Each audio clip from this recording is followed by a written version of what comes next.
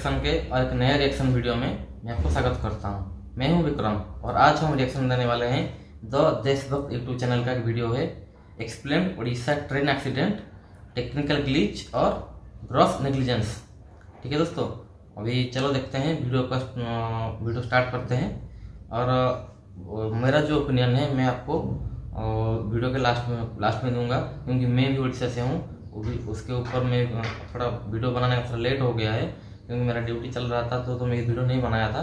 तो एक अच्छा वीडियो नहीं आया, तो न्यूज में जो आ रहा है तो अलग बात है, लेकिन ऐसा एक्सप्लेन वाला वीडियो नहीं आया था, तो इसीलिए मैं आज इसको अभी इसके ऊपर रिएक्शन दे रहा हूँ। देखता हूँ और देशभक्त चैनल का भाई ने कौन क्या बोल रहे हैं क्या नहीं, और मेरा जो ओपिनियन है मैं आपको वीडियो के लास्ट में दूंगा। ठीक है दोस्तों, चलो अभी वीडियो को स्टार्ट करते हैं।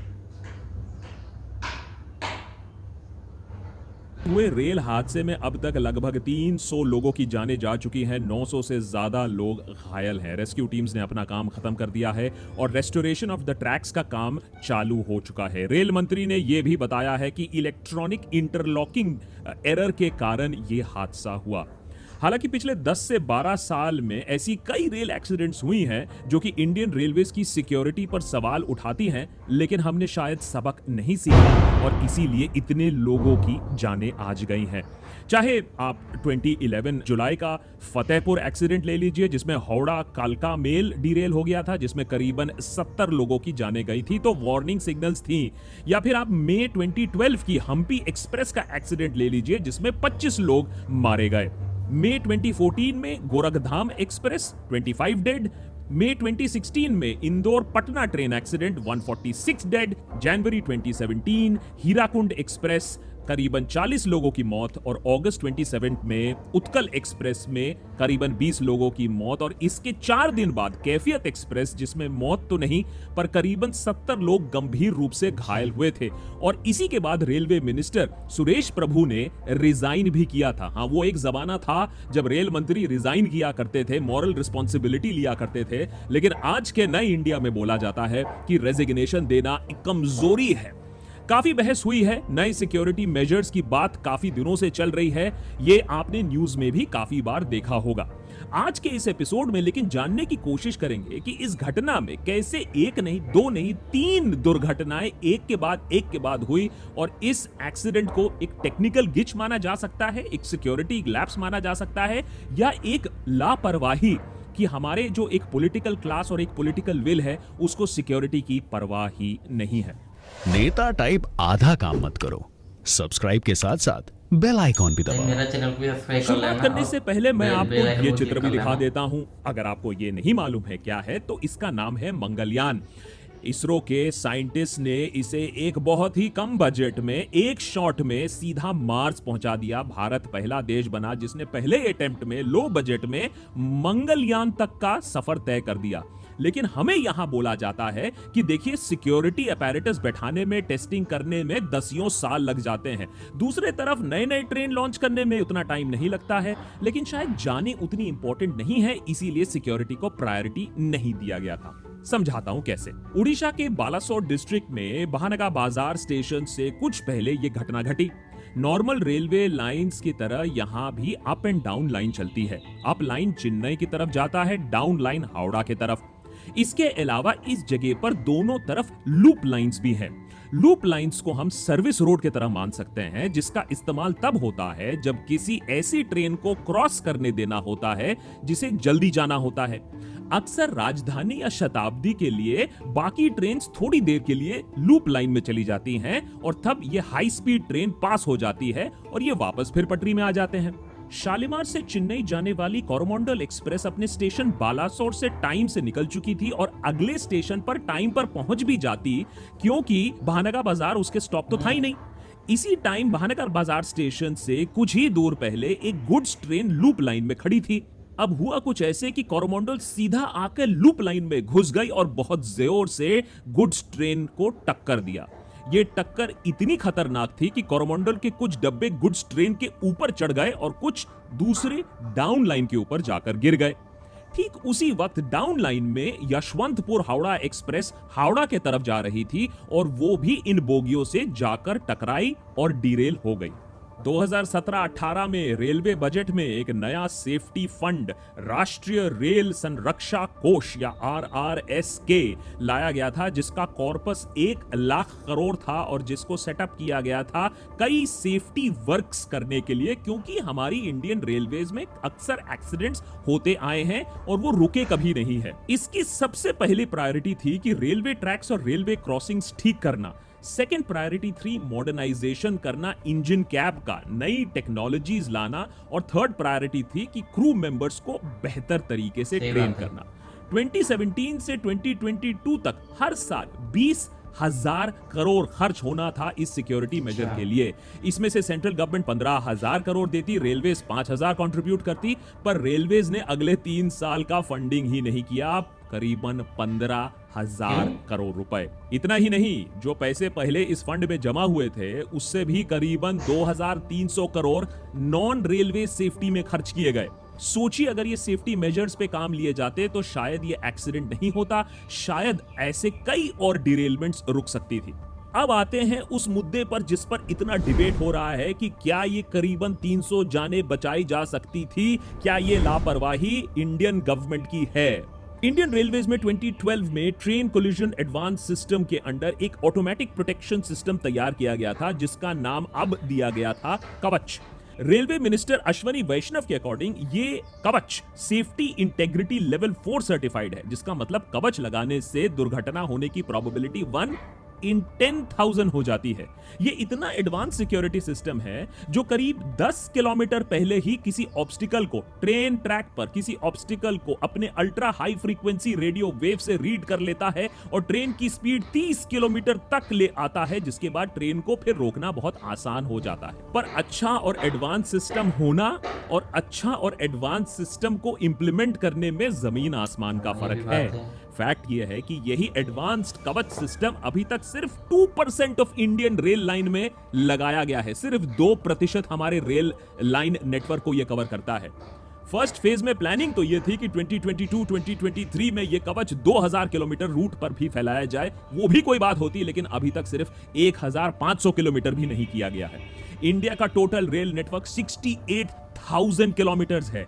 इसका मतलब है अभी तक कवच 2% ट्रेन लाइन कवर कर पाया है, और अगर इसी स्पीड पे चलता रहा तो आप और हम तो निकल जाएंगे इस दुनिया से। तब तक भी ये कवच बताऊंगा, ये जो गवर्नमेंट के ऊपर आक्षेप करते हैं, ठीक है, जो भी कुछ ना कुछ चीज जो गवर्नमेंट निकालता है, किस टेक्नोलॉजी आता है, ये नहीं एक ही दिन में हो जाएगा कि 1 साल में हो जाएगा, उसको 5 साल भी लग सकता है।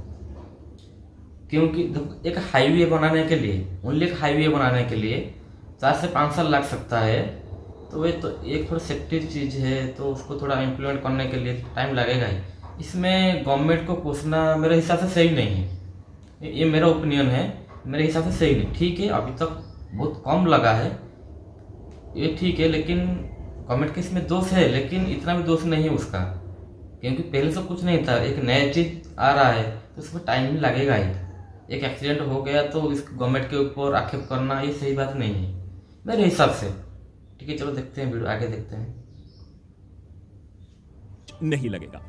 इस बात पर भी बहुत डिबेट हो रहा है कि कवच कैसे लग सकता है, इतना कैसे हो सकता है, टाइम कहां है हमारे पास, फंड्स कहां हैं हमारे पास। लेकिन दूसरी बात हम भूल जाते हैं कि कवच और नो कवच इतनी बुरी तरीके से दुर्घटना हुई कैसे, और उससे बात साफ होती है मेंटेनेंस की, हमारे रेलवे ट्रैक्स की, उस पर ध्यान नहीं दिया जाता है।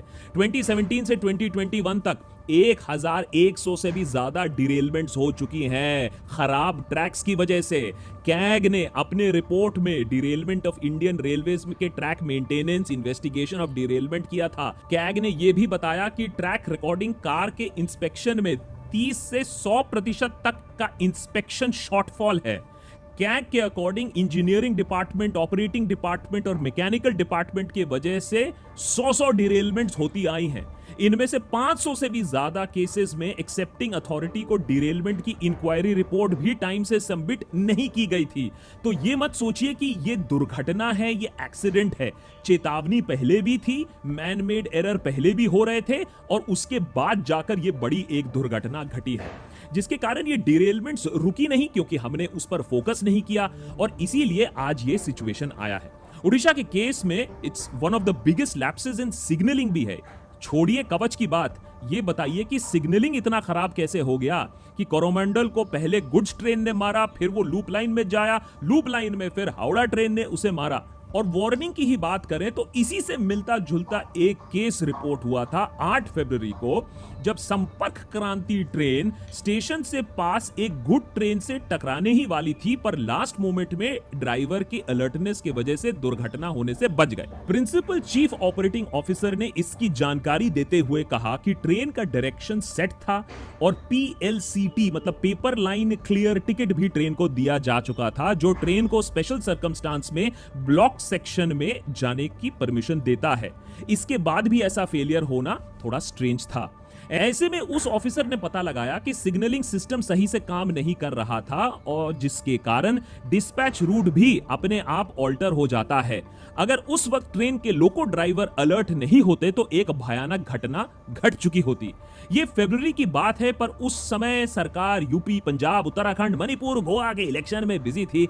इस रिपोर्ट पर कोई खासा ध्यान नहीं किया। सिग्नलिंग जैसे बातों का कहां इंपॉर्टेंस है? अरे 80-20 करने में हम जुटे रहते हैं, अस वर्सेस देम में हम जुटे रहते हैं, देश को खतरा है बोलने में जुटे रहते हैं। अरे इंडियन रेलवेज को खतरा पड़ता है, क्या फर्क पड़ता है? सिग्नलिंग का फेलियर कोई हादसा होता है क्या? ये सब छोटी मोटी बातें हैं। और दो इंडिया नहीं तो लेकिन दो इंडियन रेलवेज हमें जरूर नजर आती हैं, क्योंकि एक तरफ जो इंडियन रेलवेज का कंडीशन हम आपको बता रहे हैं, लेकिन आपको मीडिया में उसका दूसरा पिक्चर मिलता है, जहां नए नए एकदम विशाल, एकदम विराट वंदे भारत ट्रेन लॉन्च किए जाते हैं। ट्रेन 18 के नाम से पहले बनी इस ट्रेन का नाम फिर बदलकर वंदे भारत कर दिया गया, क्योंकि वो PR के लिए बेटर होता। और अभी इंडिया के कई रूट्स में वंदे भारत ट्रेन चल रहे हैं। फोकस सरकार का यही था, नरेंद्र मोदी सरकार का यही था कि 75 इयर्स ऑफ इंडिपेंडेंस में 75 वंदे भारत पूरे देश में चलाए जाएं, चाहे कोच फैक्ट्री तैयार कर पाए ना कर पाए, चाहे ट्रेन लेंथ को छोटा करना पड़े, चाहे सारा रिसोर्स और फोकस सिर्फ वंदे भारत ट्रेन लगाने में ही किया जाए। और इसमें से ज्यादातर of course prime minister Narendra Modi he Vande Bharat train inaugurate करते हैं। रेलवे मिनिस्टर नहीं, प्रधानमंत्री इनॉग्रेट करते हैं। पूरा PR चल रहा है। गोदी मीडिया भी छाती पीट पीट कर वंदे भारत और मोदी मैजिक के गुण गा रहा है। वंदे भारत बनाने में सरकार को लगभग 120 करोड़ रुपए लगते हैं। जिस पेस से दुनिया आगे बढ़ रहा है, एक high speed, better technology, better comfort की जरूरत है, कोई इसमें शक की बात नहीं है। पर क्या एग्जिस्टिंग ट्रेन्स और रूट्स का बेटर होना जरूरी नहीं है? हम वंदे भारत और बुलेट ट्रेन्स के मामले में जापान से कंपीट करने की बात करते हैं, पर क्या हम जानते हैं कि जापान के अंदर अगर एक ट्रेन कुछ सेकंड भी लेट हो जाए तो वहां बवाल मच जाता है, और यहां 15 मिनट से लेकर 15 घंटे ट्रेन लेट होना आम बात है। कि टॉयलेट में आदमी जा नहीं सके, ये आम बात है। कि लोग ठुसे पड़े हुए हैं ट्रेन में, ये आम बात है। कि करोड़ों लोग ट्रेन में टिकट बुकिंग नहीं करा पाते हैं, ये आम बात है। इंडियन रेलवेज में जहां अभी तक लेट होना इतना कॉमन है कि जहां 2008 से 2019 तक करीबन 2.5 लाख करोड़ का इन्वेस्टमेंट के बाद भी ट्रेन की पंक्चुअलिटी 0.18% इंप्रूव हुई है और एवरेज 0.16% स्पीड में बढ़ोतरी हुई है। ट्रेन्स की जितनी जरूरत है उतनी है नहीं, इसीलिए 2022-2023 में लगभग 2.7 करोड़ लोग टिकट कटवाने के बाद भी ट्रैवल नहीं कर पाए, क्योंकि उनकी टिकट वेट लिस्टेड ही रह गई। मिशन रफ्तार लगाया गया 2016-17 में, ताकि गुड्स एंड फ्रेट ट्रेन्स की स्पीड डबल की जा सके, पर अभी तक वो उतनी ही गति पर चल रही है और ज्यादा कोई खास इंप्रूवमेंट नहीं हो पाया है। आपको जानकर हैरानी होगी कि 2023 में जहां हम वंदे भारत के PR के दम पर इंडियन रेलवे की तारीफ कर रहे हैं, लेकिन वहां सच तो यही है कि आज भी अगर किसी ट्रेन की स्पीड 55 किलोमीटर हो तो वो सुपर फास्ट कैटेगरी में कहलाई जाती है। उड़ीसा ट्रेन एक्सीडेंट में अभी कंप्लीट रिपोर्ट आना बाकी है और उसके बाद सारी बातें और क्लियर हो जाएंगी। पर यह सच है कि जहां हम नए वंदे भारत का इनॉग्रेशन कर रहे हैं, वहीं हमारी एग्जिस्टिंग रेल इंफ्रास्ट्रक्चर में काफी इंप्रूवमेंट होना बाकी है। तो ये आपके नजरिए की बात है कि आपको बुलेट ट्रेन चाहिए, वंदे भारत चाहिए, या बेसिक सेफ्टी प्रोटोकॉल चाहिए जिससे लोगों की जानें बचे।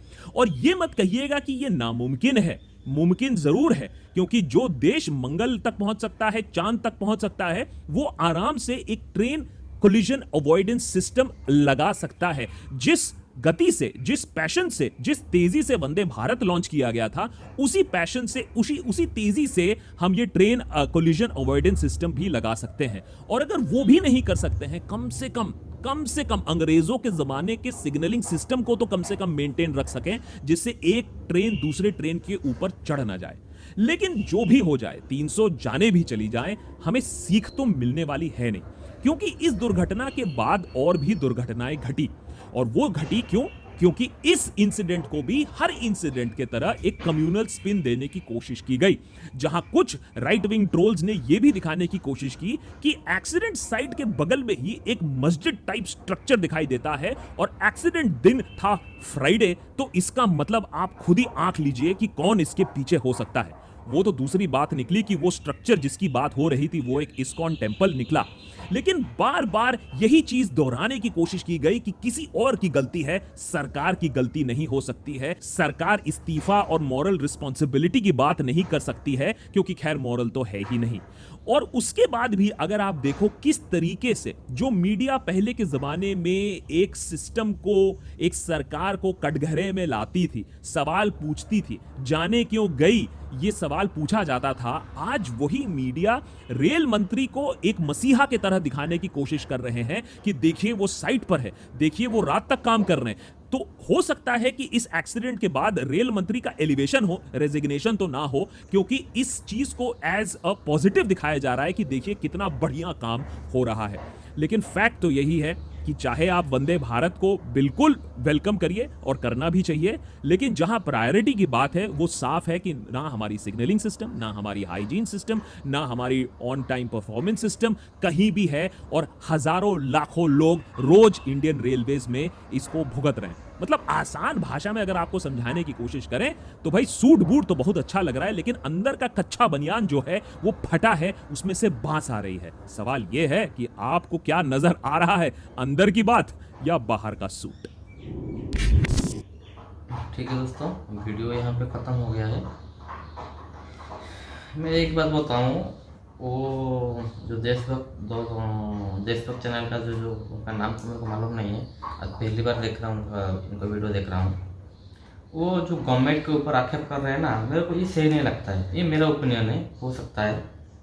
देखिए, गवर्नमेंट तो नहीं बोला है कि हमारा जनरल बोगी में, मान लो मैं एक हिसाब से बोल रहा हूँ, एक जैसे सपोज लेके बोल रहा हूँ, 100 सीट है, आप उसी के बग्गी में 500 घुसेंगे विदाउट टिकट।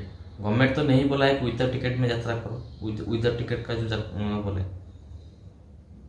हमारा जितना है, हम तो मान लो कि मेरा एक मान लो कि एक एरिया है, उसी में 10 आदमी आ सकते हैं, यदि उसी में मैं 30 आदमी घुसाऊंगा, किससे होगा?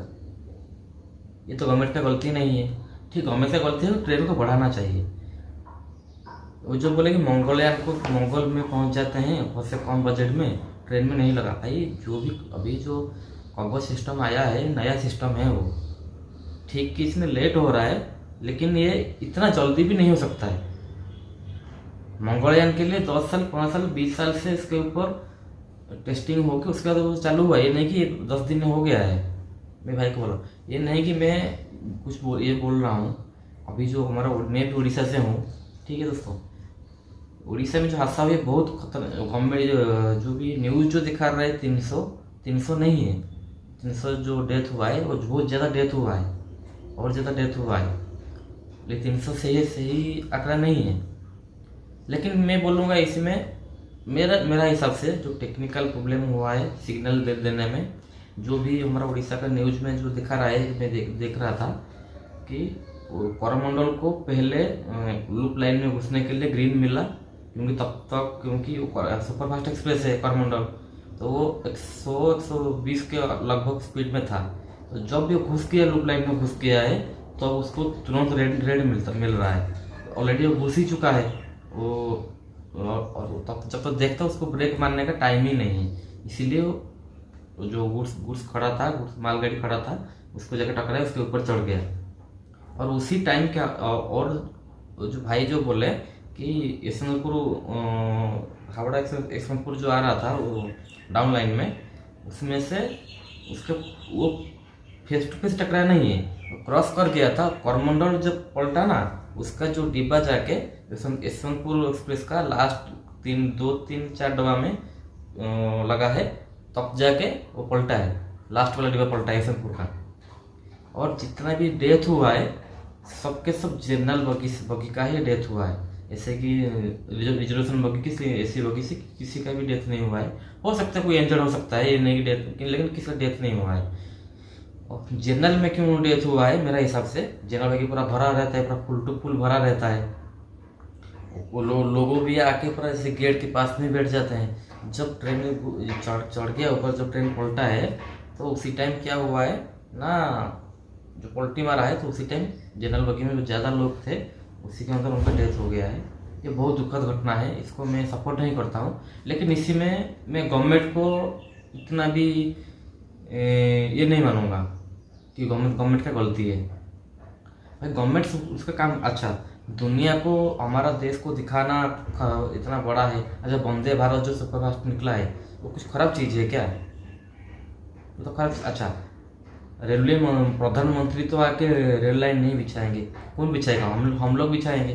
हम लोग, गवर्नमेंट तो पैसा खर्चा कर रहा है, यदि वही पैसा को हम लोग खा के उसको सही से नहीं, इसमें गवर्नमेंट का गलती क्या है? मुझे एक बात बताओ, गवर्नमेंट तो अपना काम कर रहा है ना, उसका पैसा वो दे रहा है, जितना हो सकता है दे रहा है।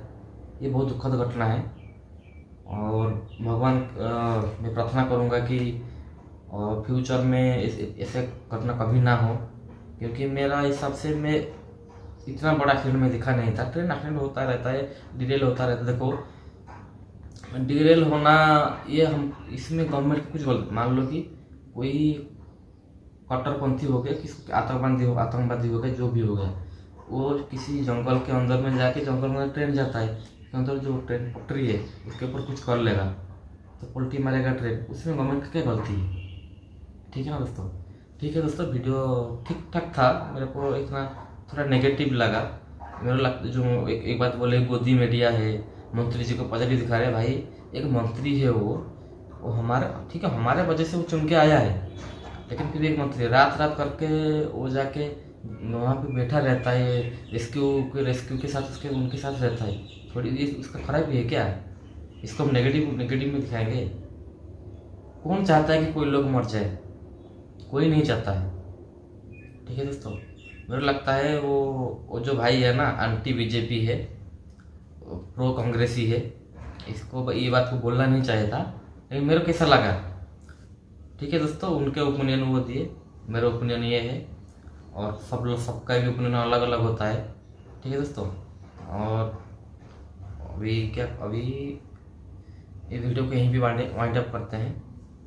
और जाने से पहले मैं आपको एक बात बता दूं, प्लीज़ मेरा चैनल को सब्सक्राइब कीजिए और साइड में जो बेल आइकन उसको क्लिक कीजिए, क्योंकि जब भी मैं कुछ वीडियो डालूँ आपको पहले नोटिफिकेशन पहले आपके पास पहुंच सके। ठीक है दोस्तों, प्लीज़ मेरे चैनल को सब्सक्राइब करें। मेरा वीडियो अच्छा लग रहा है और मेरा रिएक्शन आपको अच्छा लगता है तो वीडियो को लाइक करें, शेयर करें और मेरे को कमेंट करें वीडियो कैसा लग रहा है, क्योंकि आप लाइक करेंगे, शेयर करेंगे तो थोड़ा कमेंट करेंगे तो मेरे को थोड़ा एनर्जी आता है कि हाँ मेरा वीडियो थोड़ा कोई देख रहा है, कमेंट कर रहा है। ठीक है दोस्तों, अभी आज का वीडियो को यहीं पर वाइंड अप करते हैं। आपके साथ मिलना होगा और एक नया सा वीडियो में, तब तक के लिए जय हिंद, जय भारत, जय जगन्नाथ।